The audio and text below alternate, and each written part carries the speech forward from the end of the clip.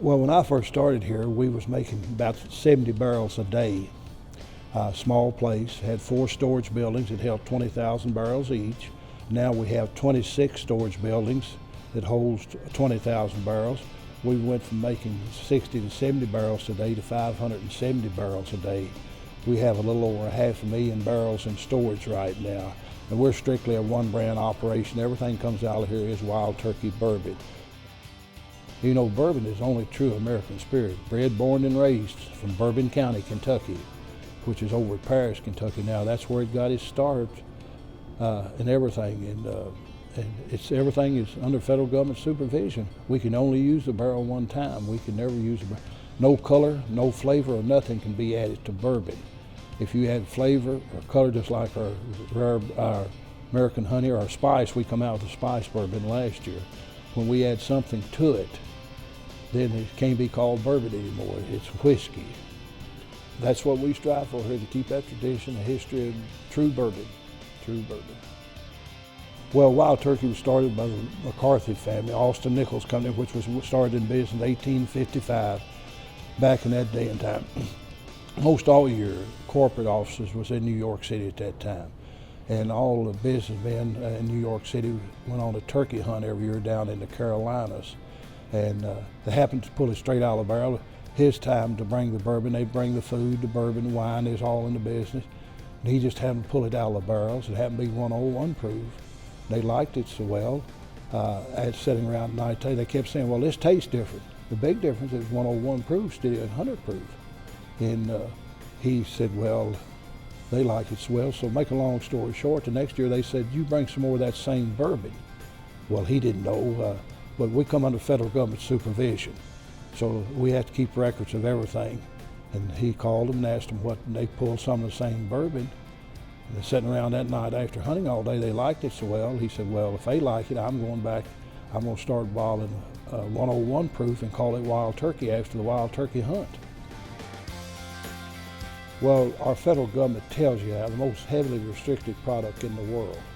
It has to be made from at least 51% corn, has to be distilled under 160 proof, and must be put in a new charred oak barrel at 125 proof or less. So every bourbon distillery has their own formula, and I like to use simple terms. It's like us cooking at home. You and I can cook the same dish at home and call it the same thing, but they won't taste the same. The percentage of corn, rye, and barley malt, the cooking temperatures, the distillation temperatures, and all that plays a very important factor. The type of grain, corn, rye, and barley malt, or some use corn, wheat, and barley malt. But all of that, the percentage of each one of them, we use less corn and more rye and barley malt. We haven't changed the formula here. The same formula the day I come here in 1954. We make our own yeast. We have our own yeast culture. We make our own yeast every day. And all I can tell you about the yeast, I know it's 59 years old. It was here when I got here, and we're still using the same yeast. You got to have good water, which all this area is limestone water. You got to have good water, good grains, and then you formula how you want your product to taste. With Wild Turkey, like I say, we're still making it the old-fashioned way. We distill it low proof, put it in a barrel at low proof. The higher you distill anything, the less flavor you're going to have. It's like cooking at home. You cook something, you keep cooking, you cook all the flavor out. Same way in making bourbon. The higher you distill it and everything, the less flavor you're going to have in it. Well, that's the hardest part about it is, trying to figure what people's going to like 8 to 10 years from now. What's your taste buds going to be? This is one of the hardest things. But we have quarterly meetings, how our sales and marketing is going. We can adjust up or down during the process of making. If you make too much, we have to pay taxes on each barrel that sits here and ages each year to the state.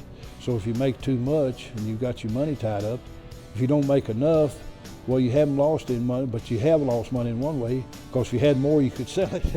So it's a proposition that you have to be in touch with all the time, trying to figure out how much to make each year. We tease and cut up in Kentucky. We got about a little over 4 million people in the state of Kentucky.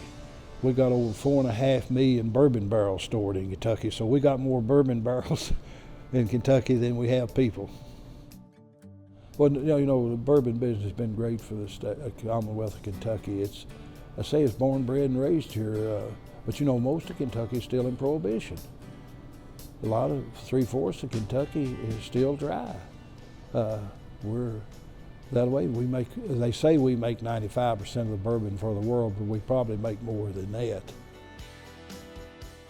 The best thing, enjoying the company, the people, your friends, family. I consider we're all family here, you know.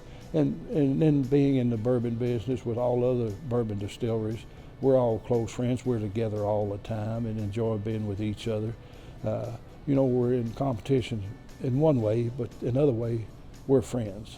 We'll do anything we can to help any other bourbon distillery out when they're in trouble. If anything's going wrong, if they need help, we'll help them. If we need help, they'll help us. That's the thing I enjoy so much about it. Yes, this is about September the 10th, I'll be here 60 years. And fortunate to have my son been here with me. Eddie's been here 33 years with me. I got to work with my dad a little while here.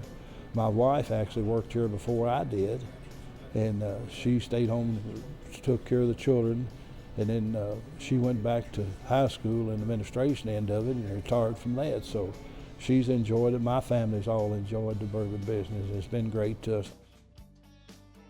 It's something I love. It's not a job to me. It's something I enjoy doing. I only live 6 miles away. I live within a mile of where I was born and raised.